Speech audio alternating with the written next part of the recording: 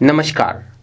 चेतना radio 90.4 FM के सभी श्रोताओं का मैं संजय आर्य हार्दिक अभिवादन करता हूं। आज मेरे साथ हैं रमन मोहन कृष्णात्री। आप सेवानिवृत्त बैंक अधिकारी हैं। आप जीवन पर्यंत थिएटर, फिल्म, टीवी, रेडियो की दुनिया से जुड़े रहे हैं। मेरी अगली पंक्तियों से आप खुद इस बात के लिए अनुमान लगा लेंगे कि मैं किन की बात कर रहा हूं। तलाश लौट आया है वह परिंदा जिसकी उड़ान में सारा आसमान था। आज फिर इस मिट्टी को अपनी खुशबू पर बड़ा गुमान था। वाह!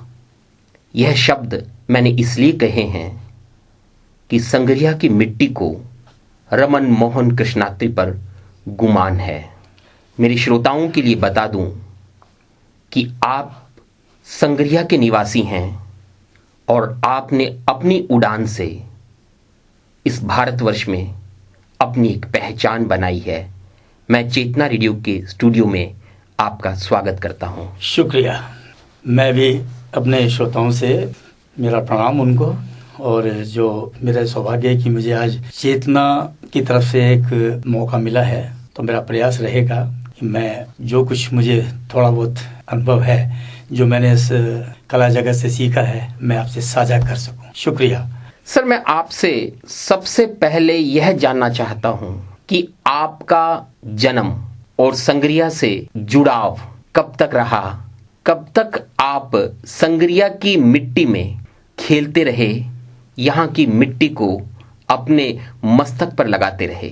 वाह, बड़ा खूबसूरत आपने जुमले इस्तेमाल किए हैं। संगरिया की मिट्टी से ही मैं बना हूँ। मेरा जन्म यहीं का है, और सच कहें तो शायद संगरिया नहीं होता तो शायद मेरा अस्तित्व भी नहीं होता, क्योंकि यहाँ की मिट्टी में ही कला है, समझ है, सात्विकता है, और हमने जो सीखा यहीं से सीखा है। और जहाँ सवाल कि कब तक, तो मेरा जन्म हुआ था सन 1959 में, और उस वक्त शायद संगरिया अपना एक छोटे से ढाणी के रूप में हुआ करता था ये। और यहाँ पर मेरा सौभाग्य रहा कि हमारी दादी जी मेरी, जिनसे ही मैं प्रभावित हूँ, वो मुझे यहाँ लेकर के आई थी। मैं यहाँ से जंग के बाद चला गया था दिल्ली, तो 3-4 साल दिल्ली रहा मैं। 4 साल का रहा हूँगा मैं, 3.5-4 साल का। तो मेरी दादी मुझे ले आई थी। हमारी दादी संगरिया में यहाँ पर बच्चियों के स्कूल में, गवर्नमेंट का स्कूल था, उसमें प्रधान अध्यापिका रहीं। बड़ा संघर्ष उन्होंने किया जीवन में, तो संघर्षशीलता हमने देखी उनसे। और बड़ी सुरीली थी और अच्छे भजन गाती थी, बड़ी अच्छी कथावाचक थी वो, बहुत ही खूबसूरत, और संस्कृत की प्रकांड विद्वान।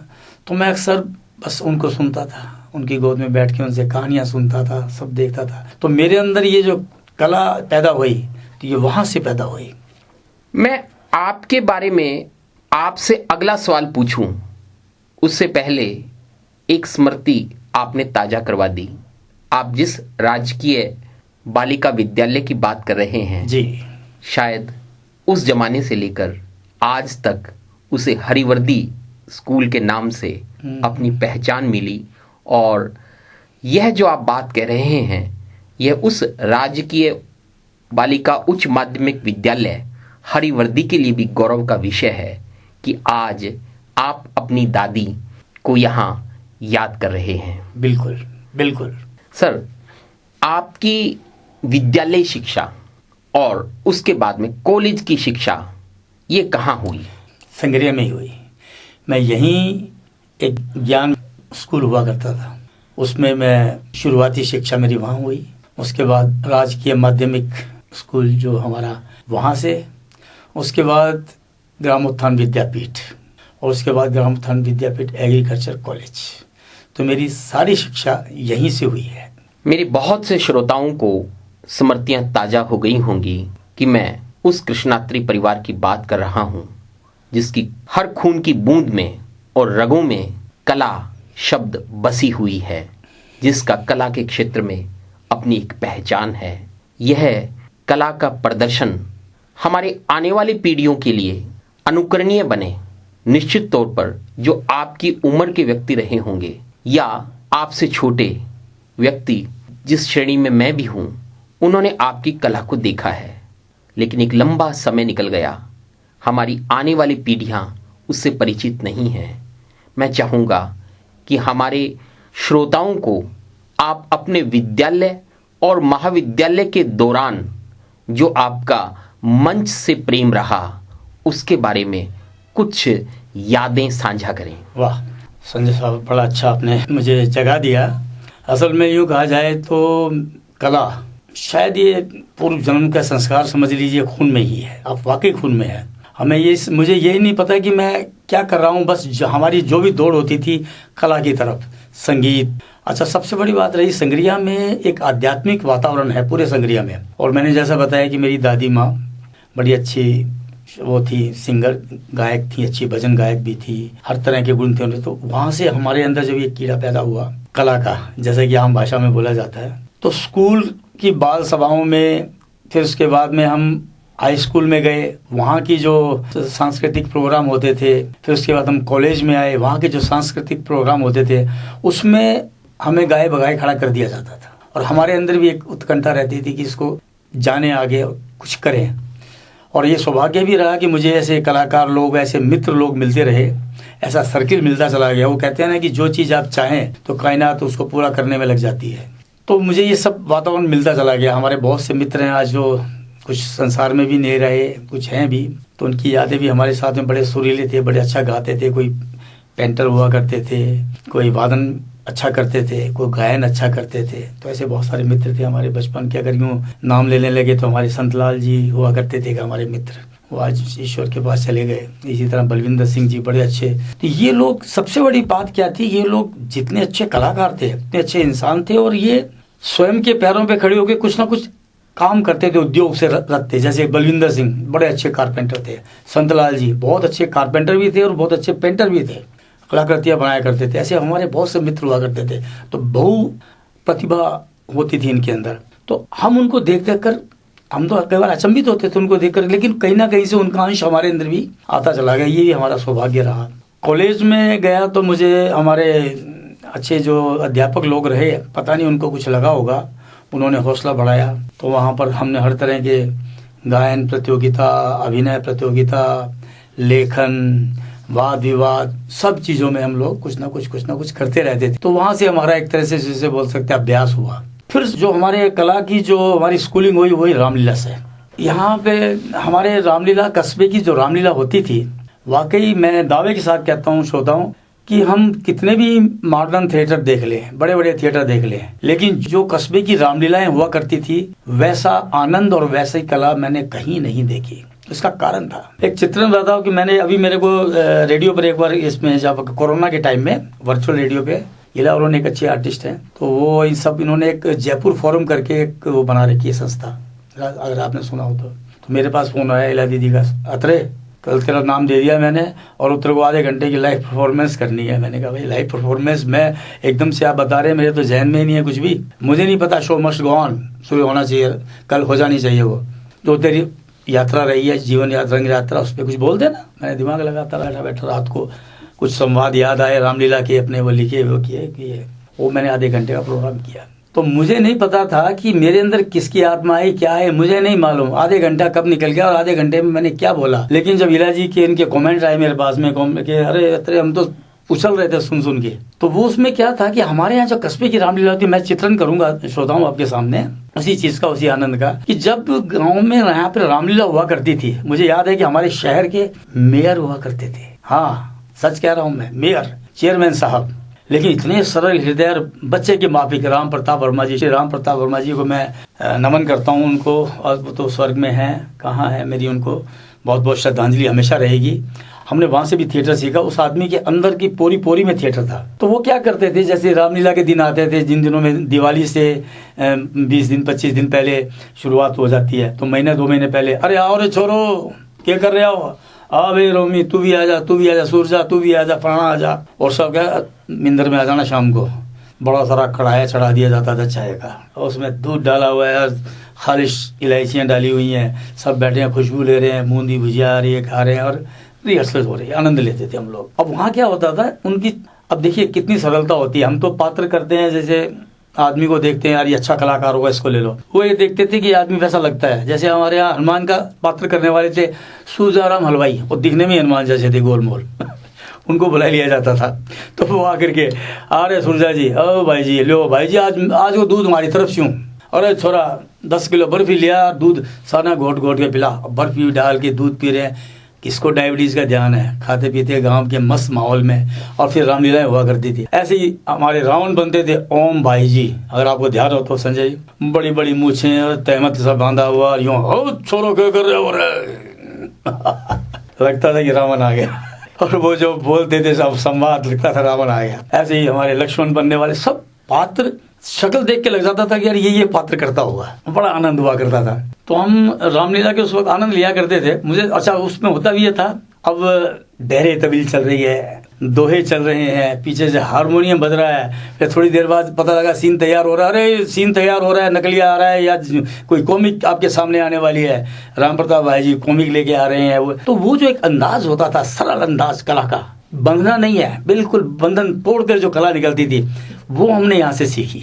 आपने संग्रिया के अपने जीवन में अपने साथियों को याद किया, रामलीला के मंचन में आपको दिशा निर्देश देने वाले, कला सिखाने वाले आदरणीय राम प्रताप वर्मा जी को याद किया, लेकिन कॉलेज में भी कुछ स्मृतियां रही होंगी जिन्होंने दिशा दी होगी। बिल्कुल, हमारी बात अधूरी रह जाएगी यदि हम उन्हें याद न करें। बिल्कुल याद करेंगे। मेरे बहुत से मित्र थे अच्छे, जो हमारा हौसला बढ़ाया करते थे, और हम ग्रुप बना लिया था हमने, इकट्ठे हो जाते थे, चल सब एक दूसरे की सहायता करते थे। जैसे आपने पालीवाल जी का नाम ले, शंकर पालीवाल, हमारे अजीज मित्र, हर बात में कंधे से कंधा मिला के तैयार, चल तू कर मैं तेरे पीछे हूँ। तो ऐसे असीम बोस हमारे लेक्चरर हुआ करते थे यहाँ पर। मुझे आज भी याद है कि उनका प्यार, वाह, तो वो बड़ा मुझे पसंद करते थे, हमेशा प्रमोट करते थे, पसंद तो क्या प्रमोट ही करते थे। हम तो इतने अच्छे कलाकार नहीं थे, लेकिन उन्होंने बना दिया। तो वो असीम बोस हुए, ऐसे फिर KL गोदारा साहब हैरान के थे, तो वो NCC के टीचर, लेकिन उनका भी बड़े मेरे पर बड़ा प्यार था। अरे भाई कलाकार इधर आया, सुना कुछ, NCC में ले गए मेरे को, कलाकार है ये कुछ ना कुछ सुनाता रहेगा, एंटरटेन करेगा। तो ऐसे मुझे बहुत से अच्छे अच्छे लोग मिले। फिर हमारे जो वहाँ के संगीत से संबंधित अध्यापक थे, रामचंद्र जी, और इसी तरह के जो हमारे अच्छे हमारे लेक्चरर थे, जैसे गिरीश दत्त शर्मा जी, हालांकि थे तो वो ज्योग्राफी के थे, लेकिन उनमें भी लेखन बड़ा अच्छा, लेखन प्रतिभा थी। और हम लोग जब अलग से बात करते थे तो हम कला को लेके बात करते थे। तो इस तरह से मेरे को इन लोगों ने मेरे को बहुत प्रमोट किया। आपने याद किया असीम कुमार बोस साहब। मैं श्रोताओं को बता दूं, जिन्होंने असीम कुमार बोस साहब को देखा नहीं है, सुना नहीं है, शायद इस बात में अतिशयोक्ति नहीं होगी कि असीम कुमार बोस साहब की आवाज किसी रेडियो के लिए आदर्श आवाज बहुत थी। खूबसूरत आवाज, बहुत और अच्छी आवाज मुझे थी। यदि कभी कहीं रिकॉर्डिंग मिली तो मैं हमारे श्रोताओं से उसे जरूर साझा करूंगा। बिल्कुल बिल्कुल। संग्रिया के जीवन से निकलकर एक अगला पड़ाव हर कलाकार के लिए, हर युवा के लिए एक चुनौती होती है। एक पारिवारिक दबाव होता है रोजगार का, और वो एक बड़ी कठिन डगर होती है जहां आपकी कला बहुत कुछ करना चाहती है, लेकिन समाज और परिवार की अपेक्षाएं उसे जकड़ रही होती हैं। उन्हें पार करते हुए आप बैंक में कैसे पहुंचे, बैंक में कैसे आपने नियुक्ति प्राप्त की? जीवन में हम बहुत कुछ सोचते हैं, लेकिन ईश्वर कुछ और सोच रहा है आपके बारे में। वो कहते हैं ना कि ईश्वर आपको वो देता है जो आपको चाहिए, आप वो चाहते हैं ईश्वर से, वो आपको नहीं मिलता तो आप दुखी मत होइए। ईश्वर ने आपको वो दिया है जो वो आपसे चाहता है। तो मेरे साथ भी यही हुआ, कला से नाता जुड़ा हुआ था, पर कुछ ईश्वर के न्याय के आगे हम झुक जाते हैं। पिताश्री छोटी अवस्था में चले गए। तो यहाँ मैं श्रोताओं बताना चाहूँगा कि मेरे पिताश्री स्वयं एक बहुत अच्छे लेखक थे, बहुत अच्छे साहित्यकार थे, बहुत अच्छे फिल्म मेकर भी थे वो। और उस जमाने में फिल्म बनाना और फिल्म मतलब ये होता था कि कोई कह देता है कि मैं फलाना फिल्म एक्टर को जानता हूँ, तो लोग उसको भी अपना वो मान लेते हैं, यार ये तो फलाना फिल्म एक्टर को जानता है। अब बनाने वाला तो सोचो उनके लिए क्या होता होगा। ऐसी दुनिया थी वो, मनोरंजन की सबसे उच्च भव्य दुनिया मानी जाती थी सिनेमा। फिल्म मेकिंग के अंदर मेरे पिताश्री थे। तो जब छोटी सी उम्र में उनका देहांत हो गया तो मेरे मन में एक विचार बस एक आ गया कि अब इनके काम को मैं आगे बढ़ाऊंगा, जबकि मुझे कुछ नहीं पता फिल्मी दुनिया के बारे में। कोई छोटे से कस्बे में थे, यहाँ क्या मिल सकता है, बस एक दिमाग में घर कर गया कि कुछ करना है। तो कहते हैं ना कि जो चीज़ आप चाहो तो कायनात मिलाने लगती है, चाहत को भी बड़ा उससे करना पड़ता है जिससे। तो बस ये हुआ कि मैं नौकरी करना मेरे लिए एक मजबूरी थी, पेट भरने के लिए। और फिर घर था पीछे, छोटे भाई बहन थे, दादी थी, मदर थी, घर में कुछ नहीं, तो मुझे नौकरी पकड़नी थी। तो नौकरी पकड़ने के लिए मैंने फटाफट अपनी शिक्षाओं को जैसे तैसे करके आर्ट्स से अपनी शिक्षा पूरी की। पिताश्री भी मेरे बैंक में भी रहे, तो उनका एक स्थान मिलता है, पिता के बाद में बच्चे को नौकरी मिलती है बड़े को।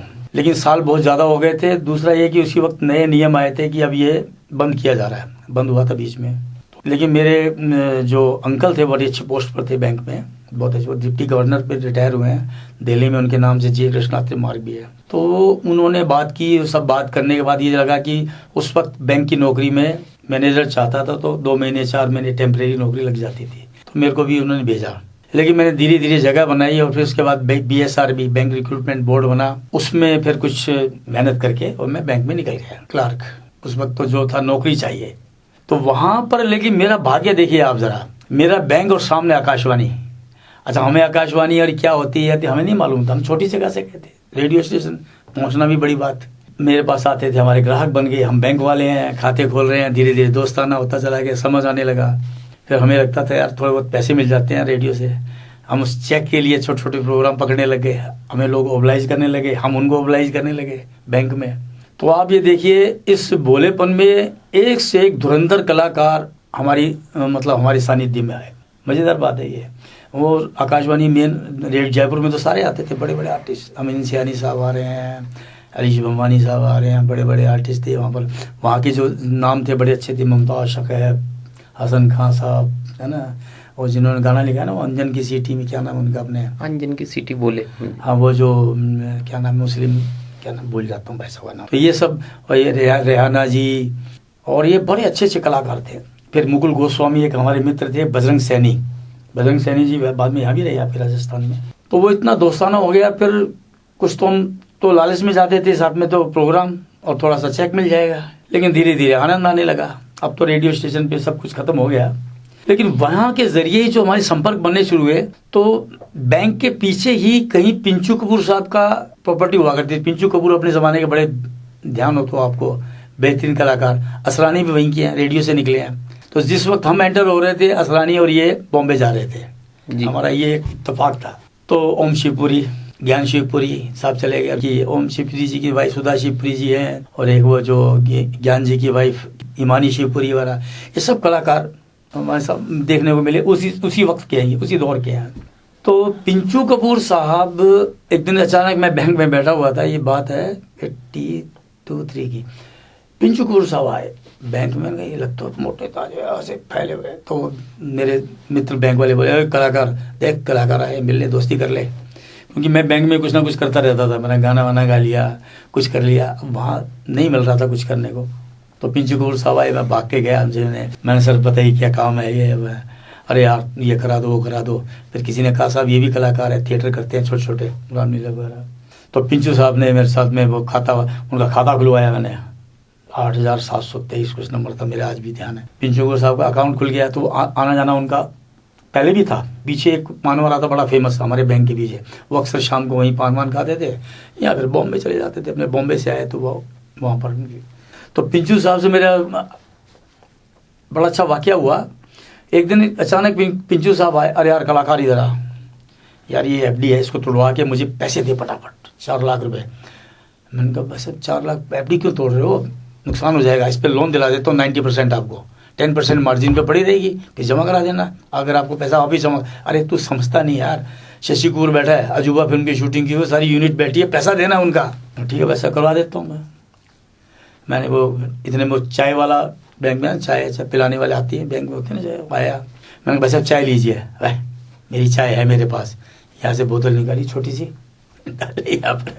तो साथ में उनके एक बड़े सज्जन खड़े थे, बड़े खूबसूरत हैंडसम अच्छे लग रहे थे। मैंने काम वाम करवा के उनको, और वो चलने लगे। मैं भाई साहब मेरे इनसे परिचय नहीं कराया। तो मुझे बोला मारूंगा, पहचाना नहीं इनको। मैंने कहा भाई साहब मैं कैसे पहचानूंगा, अबे इस्माइल मर्चेंट, हॉलीवुड का स्टार, और तू इसको पहचानता नहीं, बुजुर्ग हो गए थे उस वक्त। मैं एकदम से, अच्छा उनका क्या था, चाय वाला आया तो बोले तुम चाय नहीं पी रहे, उन्होंने यार चाय मुझे दे दे, ऐसे काउंटर पे हाथ रखे हुए आराम से चाय पी रहे, स्माइल मर्चेंट। तो ऐसे ऐसे वाकयात हुए मेरे साथ। अब वो फिर वहां से मंच पे गया तो मुझे हमारे बैंक की एक संस्था थी इंद्रधनुष कल्चरल, उसमें मैं गया तो हमारे शंकर गुप्ता हमारे थे जो डायरेक्ट कर रहे थे, उनको पता नहीं क्या लगा मेरे अंदर, कहते हैं इसकी वॉइस मेरे कैरेक्टर से मैच खा रही है। कांचन रंग प्ले था पहला, पैसा बोलता है के नाम से बहुत हुआ है वो, उसमें मेन जो राजेंद्र कुमार की फिल्म बनी थी गांव हमारा शहर तुम्हारा, रेखा के साथ, वो फिल्म उस पर बनी है, बड़ी अच्छी कहानी। उसमें मेरे को उन्होंने मुख्य पात्र दे दिया बिरते। अब हमारे अंदर सरलता थी, हमारे अंदर मॉडर्न थिएटर की तरह वो नहीं था कि हम थिएटर वाले हो गए करें, हम तो जैसे सरल थे यहाँ रामलीला में वैसे ही वो कर दिया।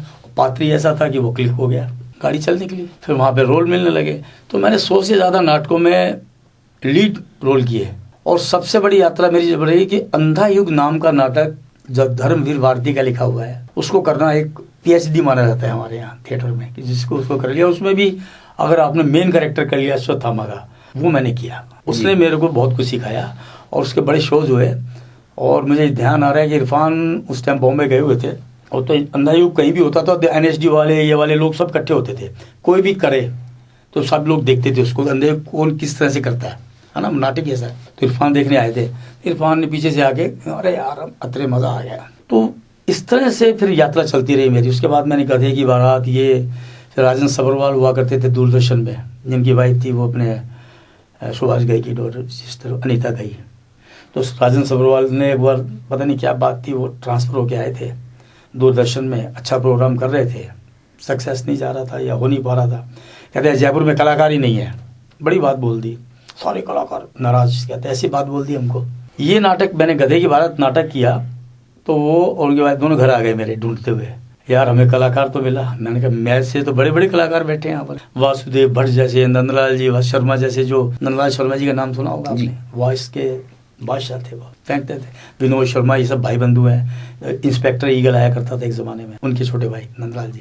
नंदलाल भाई साथ मैं बहुत रहा हूँ, उनसे मैंने बहुत सीखा है, अब तो रहे ही नहीं दुनिया में। तो मैंने कहा ऐसे ऐसे कलाकार है, आपने अपनी दृष्टि को संकीर्ण मत करो आप। हाँ पर ठीक है, मेरा उन्होंने हौसला बढ़ाया। तो इस तरह से दूरदर्शन में जुड़ता चला गया। और दूरदर्शन में रामेंद्र सरीन, जिन्होंने आगरा बाजार जैसा हिट सीरियल दिया था एक ज़माने में, वो मुझे पसंद करने लगे, उन्होंने मुझे काम करवाया। तो मैं जब काम करता था, मुझे ये नहीं लगता था कि मैं काम कर रहा हूँ तो बड़ी बात हो रही है, मुझे लगता था बस काम मिल गया, मज़ा आ गया। बहुत दिन दिए थिएटर को, थिएटर करते करते फिर इसी बीच में यश चोपड़ा जी की फिल्म लम्हे, तो उस दौरान मैं इला अरुण जी के ग्रुप से जुड़ गया था, तो हमसे हमारी अच्छी वो हो गई थी, घरेलू मित्रता भी रही बड़ी, अम्मा उनकी। और इला अरुण का परिवार बड़ा समृद्ध रहा आर्ट में, क्योंकि इनके दोनों भाई प्रसून पांडे और पीयूष पांडे हेड गुरु, वर्ल्ड के फेमस हेड गुरु जी, इनकी भी डेथ हुई है पीयूष जी की, तो पीयूष भैया बोलते थे हम। और क्रिकेट के बड़े अच्छे प्लेयर थे, ये कपिल देव और ये वेंग सरकर वाले, इनके ग्रुप क्या। तो बस इनके ग्रुप से मिलने के बाद में तो लम्हे फिल्म की शूटिंग हुई थी यहाँ पर राजस्थान में। उससे पहले चांदनी फिल्म हिट हुई थी। तो ये जितने भी यहाँ के लोकल कलाकार हैं ना, ये लंगे, मांगनियार और ये जो आपके फोक आर्टिस्ट सारे वहाँ के, है ना, कोहिनूर लंगा वगैरह, सब बच्चा था कोहिनूर लंगा तो उस वक्त, अब तो बड़ा धुरंधर आर्टिस्ट हो गया।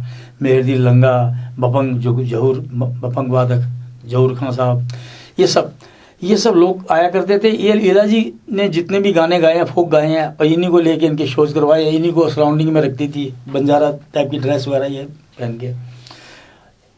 इन्हीं के गुरु मित्र बोल सकते हो, इनके साथ के संगी साथी हिम्मत सिंह जी मेरे अच्छे मित्र हैं, वो इनको लेके लाइव कंसर्ट करते थे। एक बड़ा अच्छा फ्यूजन इन्होंने तैयार किया था, जो आज राजस्थान में बड़ा प्रसिद्ध हो गया, music fusion, folk artist and modern music को मिला करके। अब तो बहुत बड़े लोग करने लगे, ये हिम्मत सिंह की देन है। ये आपके मेले जितने भी होते हैं ना, जैसे ये मेले होते हैं, जैसलमेर मेला, बीकानेर मेला, परू मेला, पुष्कर मेला, ये सब हिम्मत सिंह की देन है, RTTC के ऑफिसर थे। तो इनके साथ हम प्रोग्राम करते करते, इन कलाकारों के साथ प्रोग्राम करते करते, तो ये लम्हे फिल्म की जब शूटिंग थी, तो उससे चांदनी नाइट फिल्म हिट हुई थी। तो यश चोपड़ा जी ने पार्टी के लिए बुलवाया, तो मैं यहाँ से सारे कलाकारों को लेके बॉम्बे गया। तो वहाँ मेरे लिए एक बड़ा ज़बरदस्त विजन खुला। ओ बाप रे, दिलीप कुमार साहब, धर्मेंद्र, ये वो पूरी दुनिया फिल्मी, चांदनी night, please come in white, सब सफ़ेद कपड़ों में बैठे हुए हैं वहाँ पर, सब घूम रहे हैं सारे। वो इलाजी का शो वहाँ पर, एक साइड में तो मैं, इधर एक के रैना एक बहुत बड़े आर्टिस्ट हैं, घातक वगैरह में आपने देखा तो उनके ब्रदर बने थे। और इसकी फिल्म थी ना आमिर खान की एक फिल्म में, वो मंत्री बन करके वो उड़ा देते, तो वो बड़े अच्छे में थे। वो हम दोनों ने स्टेज को संभाला, वहाँ लता जी ये वो सारा प्रोग्राम देखा हमने। तो उसके बाद उन्होंने यश चोपड़ा जी से वहाँ मुलाकात हुई। अरे भाई काका, तो फिर लम्हे के टाइम में उन्होंने बोला यार उनको बुला लेना। तो मैंने फिर वहाँ सारा प्रोडक्शन देखा था उनका। ये गाना है ना मोरनी बागा में बोले आदि, मेरा शूट करवाया पूरा गाना जी। ये सारे फोक आर्टिस्ट में ही लाया था। इस गाने में मैंने एंट्री भी ली। एक कलाकार था, आपको ध्यान हो तो एक जमाने में बड़ी फोटो छपती रहती थी, वो बेटा रावण हत्ता बजा रहा है, कलाकार हुआ करता था। एक डेथ हो गई उसकी, तो मांगनियार था कौन सा, तो वो कैरेक्टर उसको मतलब लेना था और उसको कुछ एंट्री लेनी थी उस गाने के अंदर। तो वो एक्टर नहीं आ पाया।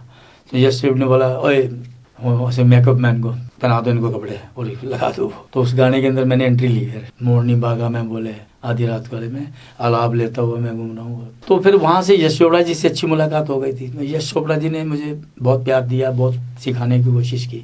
रहे नहीं दुनिया में, वरना शायद हमारी भी यात्रा और लंबी चलती। तो इस तरह करते करते करते अब मैं फिर बच्चन साहब का KBC आता था 6 में, इनको कलाकार यहाँ से उन्होंने ऑल इंडिया रेडियो से और क्या नाम है दूरदर्शन से और सब जगह से इन्होंने कलाकार तलाश किए कि हर जगह जाके ऑल इंडिया लेवल पे सब कलाकारों की तलाश शुरू हुई कि कहीं से भी कलाकार मिले।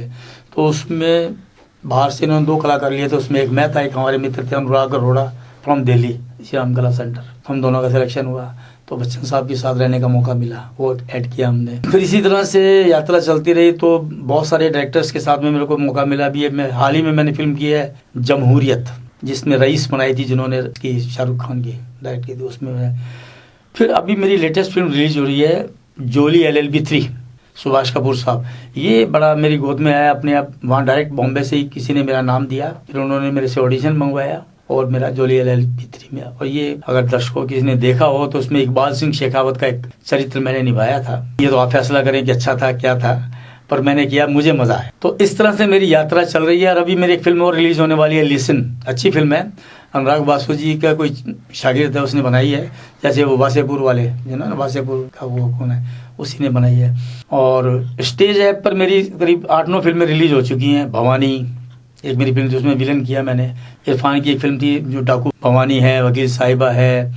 फिर ये अभी मैंने 7-8 फिल्में मेरी इसके, चक्का जाम है, चक्का जाम में मैंने इसे गुर्जर कांड के ऊपर बनी है, जिसमें वो किरोड़ीबल बैसला वाला कैरेक्टर किया मैंने। तो ये यात्रा जारी है। अभी भी 3-4 फिल्मों के मेरे पास में असाइनमेंट हैं, देखो आगे यात्रा कहाँ तक जाती है। यह तो आपने एक यात्रा का वृत्तांत बहुत सुखद रूप से सुनाया, जिसमें आपको सफलता की सीढ़ियां संघर्ष के साथ मिलती रही। मैं आपसे अगला प्रश्न करूं जी, उससे पहले हमारी बात कुछ अधूरी रह जाएगी, हमारी बात के मायने खत्म हो जाएंगे। यद्यपि यह प्रश्न मैंने अंत में अपने लिए रखा था, लेकिन आपने जिक्र कर दिया, आपने जिक्र किया अपने पिता का, ब्रजमोहन कृष्णात्री साहब का। हाँ जी। संग्रिया के पुराने लोग इस बात को जानते हैं कि वो हमारे क्षेत्र से पहले ऐसे व्यक्ति थे जिन्होंने मुंबई की दुनिया में पैर रखा। बिल्कुल। और हमने बचपन में सुना है कि उन्होंने एक फिल्म भी बनाई और शायद उस फिल्म का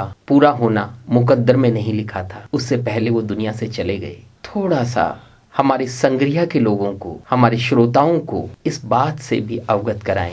वाह, दिल के तार छेड़ दिया आपने, क्योंकि ये वो चीज़ें हैं, ये यात्रा की, यहीं से हमारे अंदर कलाकार पैदा होना शुरू हुआ।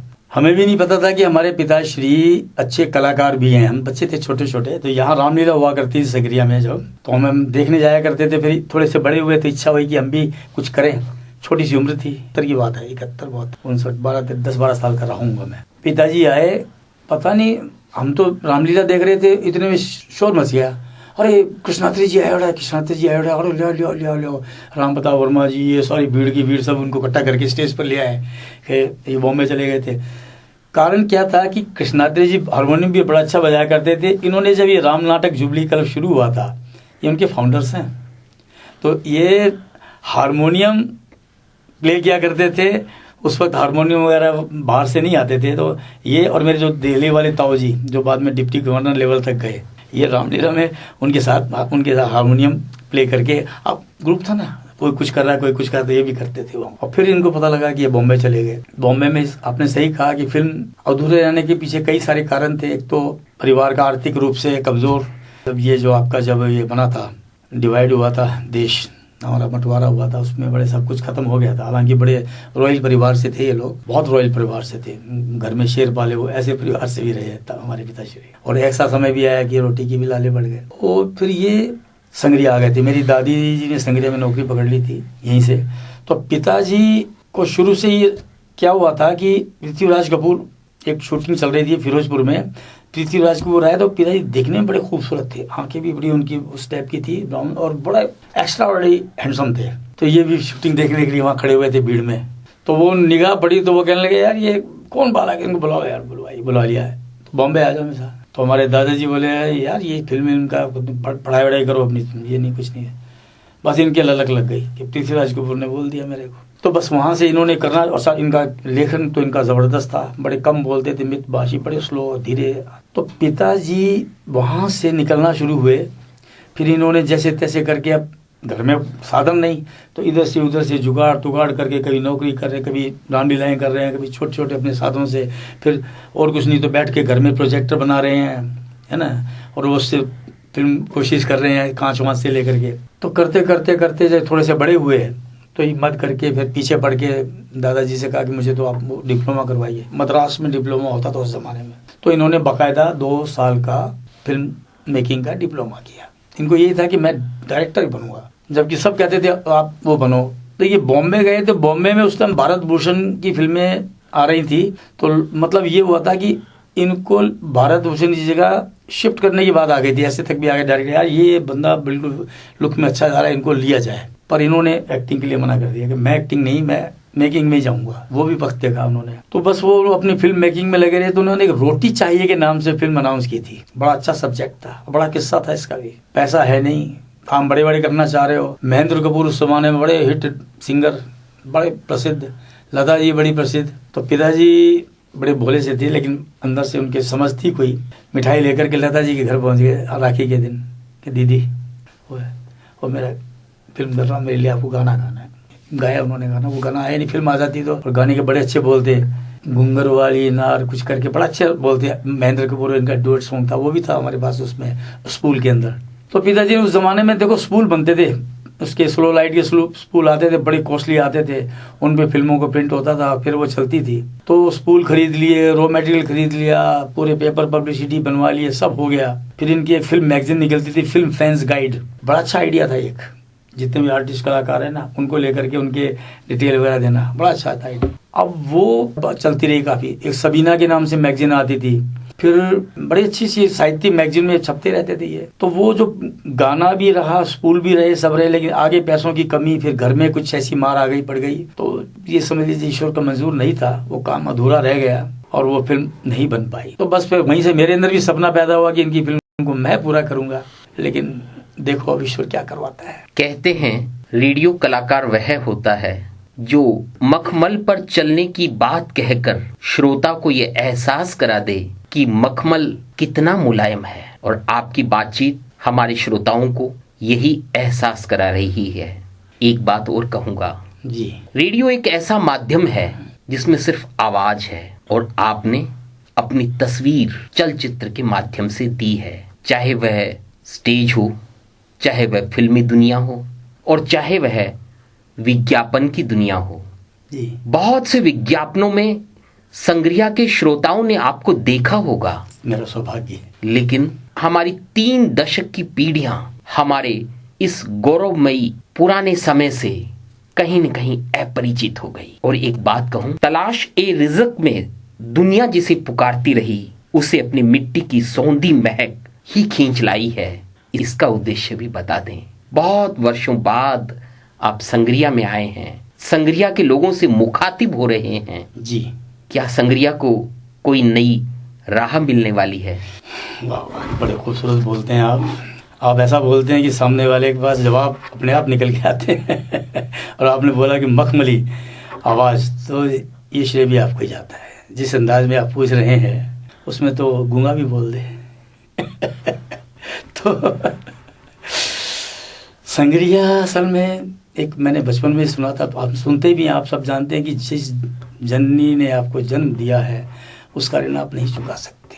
और अगर आप नहीं चुकाते हैं तो लानत है। तो बस ये रहता है दिमाग में कि कुछ हम वहाँ से जब पाएँ अच्छा तो अपनी जननी को दें, उसको दिखाएं। और कौन दिखेगा, कौन श्रेय देगा, कौन हमें सराहेगा? और जब तक सराहना वहाँ से ना मिले फिर क्या फ़ायदा, बेकार है सब वो चीज़ें, है ना। तो संग्रिया के प्रति तो ये है कि अब लेकिन ठीक है, ईश्वर चाहेगा कुछ करवा भी देगा। कभी साधनों की कमी हो जाती है, कभी समय, कभी ग्रह दशा, कभी बहुत सारी चीज़ें और आ जाती हैं, जीवन की यात्रा ऐसी रहती है। लेकिन प्रयास है कि संग्रिया के लिए कुछ किया जाए। और श्रोताओं, ये वो धरती है इतनी सात्विक और इतनी कमाल की धरती है कि यहाँ पर मिट्टी में जन्म लेने वाला पैदाइशी ही ज्ञानी पैदा होता है। एक तरह से एक ना कुछ एक्स्ट्रा चीज़ अपने अंदर लेकर पैदा होता है। तो और यहाँ जो आए बाहर से, उन्होंने भी कमाल किया। और फिर यहाँ स्वामी केशवानंद जी का नाम जुड़ने के बाद तो धरती ये और पवित्र हो गई। स्वामी केशवानंद जी को आज मेरे ख्याल से पूरे इंडिया में कई जगह जानते होंगे लोग, उनके नाम से बहुत स्कूल खुल गए हैं, संस्थाएं खुल गई है, सब। और वो एक कमाल की शख्सियत थी। और ये हमारा सौभाग्य रहा कि हम उन संस्था में उनके सामने पढ़े हैं। तो मन में कभी कभी विचार आया करता था कि इनके ऊपर लेकर के कुछ अच्छा सा काम किया जाए।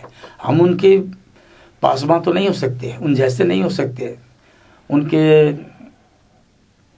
परसेंटेज कुछ परसेंट क्या, प्रतिशत क्या, मतलब जिसे बोल लीजिए मिट्टी के कण के बराबर भी नहीं है उनके लिए। पर कमाल की चीज़ ये थी कि अगर हम उनके लिए कुछ कर सके, उनकी किसी चीज़ को किसी को बता सके, जैसे कि इन्होंने बोला 3 दशक और श्रोता वंचित रह रहे, ये भी कमाल की बात है कि लोग बागों ने उस तरफ ध्यान नहीं दे रहे कि एक ऐसा व्यक्ति आकर के दुनिया को पता नहीं क्या दे गया। तो मेरी दिली इच्छा है कि उनके ऊपर कुछ कर सकूं मैं और एक श्रद्धांजलि उनको दे सकूं मैं। क्योंकि आज जो कुछ मैं बोल रहा हूँ, जितना मेरे सराउंडिंग का, जितने मेरे साथी, मेरे घर, भाई बंधु, मेरे दादी माँ का भी मैंने जिक्र किया, पिताश्री का, हमारे साथियों का भी, तो जितना उनका जिक्र है तो 50% जिक्र स्वामी केशवानंद जी का भी रहा होगा। क्योंकि मैं शुरू से उनके विचारों को पढ़ता रहा, ऐसा जीवट व्यक्ति देखा मैंने। तो बस मेरी हार्दिक इच्छा है कि संग्रिया में रह के कुछ करें और फिर आगे ऐसा कुछ करके विरासत सौंप जाए किसी को कि वो उसको आगे बढ़ाता रहे। क्योंकि हमारी तो जिंदगी की गिनती उल्टी शुरू हो गई है दोस्तों। तो इसीलिए संग्रिया आना हुआ। संग्रिया तो खैर नहीं छूट सकता। बहुत खूब। मन कर रहा है कि हमारी बातचीत का सिलसिला जारी रहे, लेकिन चाहे रेडियो हो, चाहे सामुदायिक रेडियो हो, कहीं न कहीं समय की बाध्यता हमें जकड़ लेती है। जी। हमारे श्रोताओं से आज की इस बातचीत को विराम दें, उससे पहले संग्रिया की नई पीढ़ी के कलाकारों के लिए एक संदेश देने वाले हम कौन, लेकिन हाँ, जो हमने सीखा, समझा, समझ में आया कि आप कुछ भी बन जाइए, आप कलाकार कहलाइए, गीतकार कहलाइए, आप अच्छे IAS ऑफिसर कहलाएं, डॉक्टर कहलाइए। मेरे दोस्तों, अच्छा इंसान बनना मत भूलना। और अगर अच्छा इंसान बन गए तभी आप इन चीज़ों को भी सार्थक कर पाएंगे। और याद रखिए, बाधाएं आएंगी तो जिसके लिए, जैसे 2 लाइन किसी ने कही है कि और कोई राह न जाएगी मंजिल की ओर, भीड़ के साथ इसी दलदल में उतरना होगा। तो दोस्तों, बाधाएं भी आएंगी, लेकिन उन बाधाओं को कैसे पार करना है ये भी आपने सोचना है। तो बस यही एक गुजारिश है कि आप अच्छे इंसान बने और आपको, आपकी प्रेरणा लेकर आपके बाद की पीढ़ियां अपने आप को धन्य करें। शुक्रिया। बहुत बहुत धन्यवाद आपका चेतना रेडियो के स्टूडियो में आने और हमारे श्रोताओं से मुखातिब होने के लिए। आभार।